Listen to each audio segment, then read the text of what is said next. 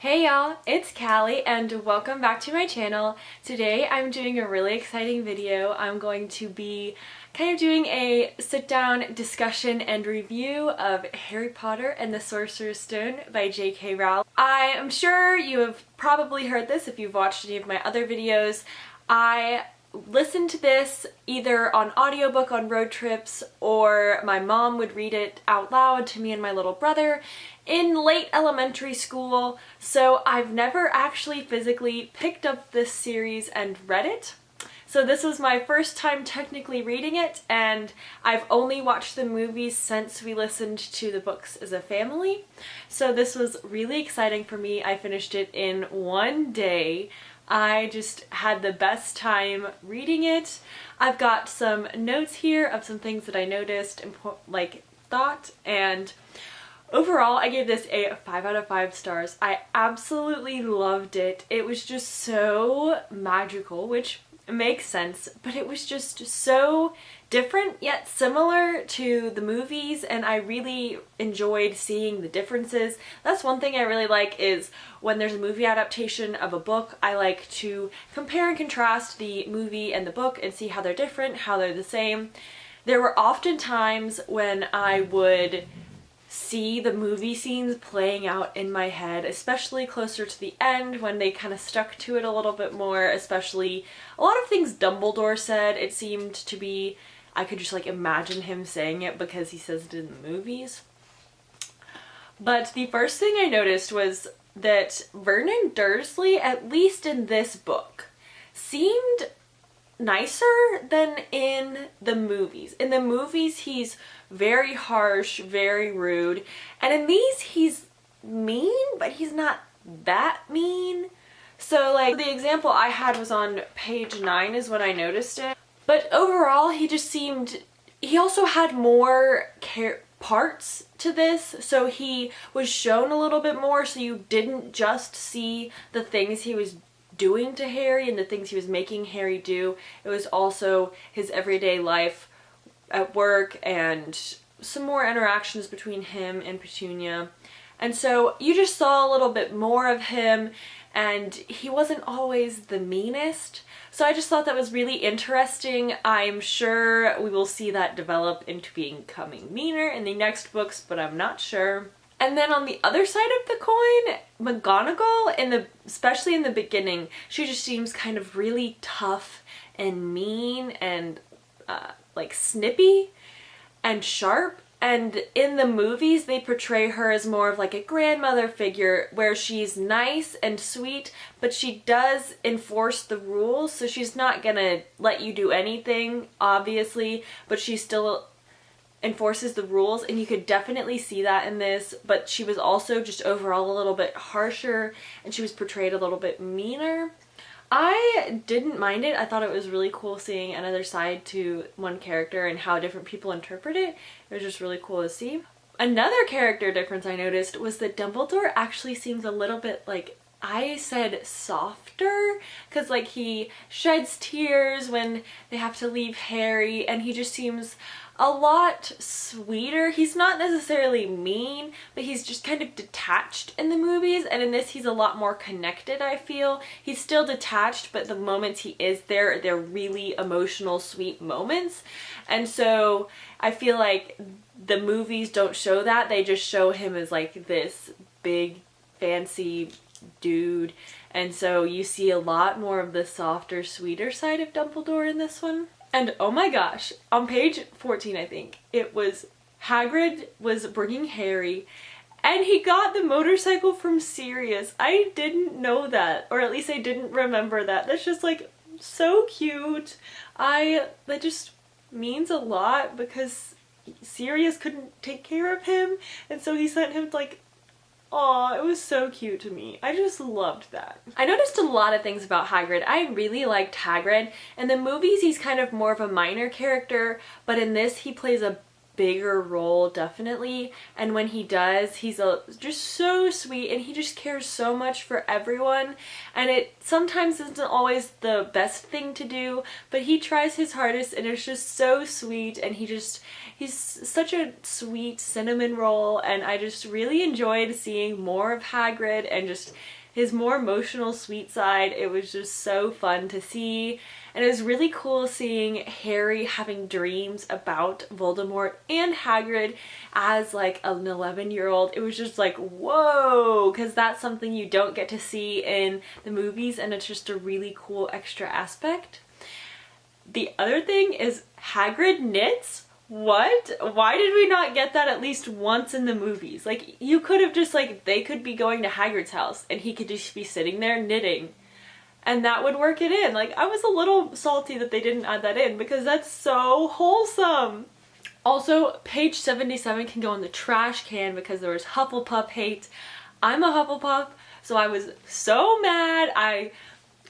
In my little notes, I said Hufflepuff hate, and I did like the little sad face, but not like the actual emoji, like the pre-emoji sad face, and said boo with lots of O's. Like, I'm so mad.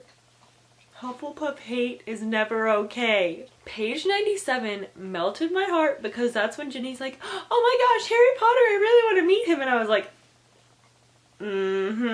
yeah, you do. You're gonna know him really well by the end of your life because you get married. And like, I was like, it was so cute to see, knowing ahead of time that they end up together, because it also happened at the end of the book where she was like, oh my gosh, Mom, it's Harry Potter, I want to go meet him. And I'm just like, also right before they have the sorting ceremony, all the first years are waiting outside. They're like, oh no, what is this gonna be? No one tells us, and if they do tell us, of course Fred and George told Ron that they were gonna have to fight a troll. And then I was just like, just wait, you're glad you're not now, but you will be fighting a troll in the next rest of the book. Like, you fight a troll at one point in this book. It's just major foreshadowing. It was just so funny to see. It was just kind of an interesting tidbit. Also, I think it was like a Halloween or Christmas, there was drunken flirting between McGonagall and Hagrid, and I was not there for it. I was like, no thank you, because like Hagrid kisses her cheek and she giggles. I was like, I'm just gonna like back away slowly, like, no thank you. It was like funny, but at the same time I was like, this is what? No thank you. I do not like that at all. One thing I kind of forgot, but also kind of remembered, if I remembered anything from listening to the books the first time, it was that there was like a little potion part to trying to get to the Sorcerer's Stone, and I remembered that as I was reading it, I was like, yes, I definitely remember this happening. Because they don't have that in the movie, I don't think. Like, nowadays when I watch the movies, I watch the movies because I watch them, but I'm not actually paying attention most of the time. So it was just like, it was so cool to see. Hermione is such a strong badass, and I just love her so much. Which, I mean, everybody does, so it's like not a shock. Also, at one point, Quirrell refers to Snape as an overgrown bat. And I was like, Illyrian babies? I'm just ACOTAR trash, so I see anything and everything that's even remotely related to that. But I just was like, Snape, are you trying to tell us something?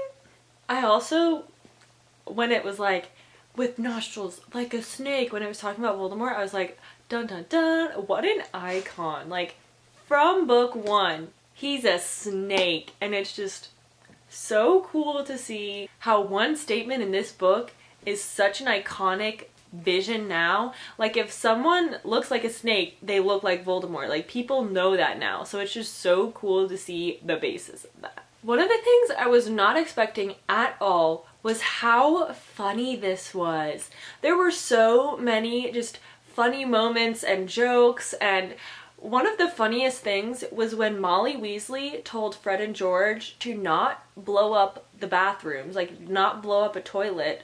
And so then they were like, just wait, Mom, we'll send you the toilet seat. And then at the end, when Harry is recovering and Dumbledore says he got a toilet seat from the twins, I was like, yes, that is hilarious. There were so many funny moments that I just either forgot about or didn't really realize. I feel like it was really needed, especially for this one where you're being introduced into the world, so that little bit of comic relief can kind of break it up, and so it's not so info dumpy, or so it's not just like, here's a whole world and 20 million new people to learn, and it's like, oh, and it's got some humor. I don't know, I just really enjoyed it. I felt like it made the book just really fun and a lot easier to read because it didn't feel so long and drawn out. There was some funny stuff to break it up, and it was just so funny. I was not expecting how funny it would be. Like I've said, like, it was so much fun. I absolutely loved this. I gave this 5 out of 5 stars. I just had a really great time reading it, and part of the thing I love about seeing the difference between this and the book and the movie is, like, in The Mirror of Erised, it was only his parents in the movie, but in this it's his whole extended family, which makes sense because it's like CGI kind of stuff, so it would be harder to do more people, but it was cool seeing more of Harry's family that you don't get to see. This was just so fun and so cute. My favorite characters are now Hagrid and Dumbledore and Hermione. Maybe Ron. Like, it was just so much fun to reread this. I'm so glad I finally did this. I was going to try to wait until I had more of my TBR done, but since it was the rereadathon this week, I just figured I would go ahead. And I'm so glad I've already got Chamber of Secrets here ready to read. I don't know how I'm going to read the rest of it, but I will hopefully get to them in the next few months maybe. Not really sure. I just really enjoyed my time reading this.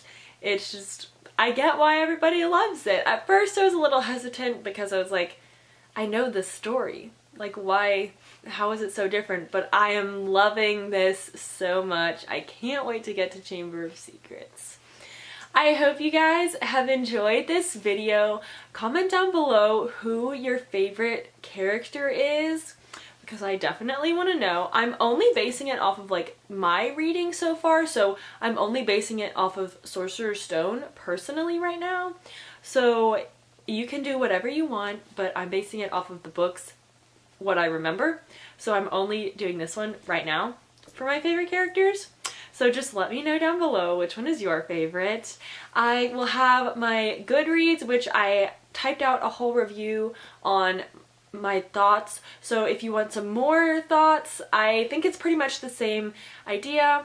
I've also got a Twitter and Bookstagram. I'm working on those. I am not the best at them, and I quite often forget them because I definitely put priority on this channel instead of any of those.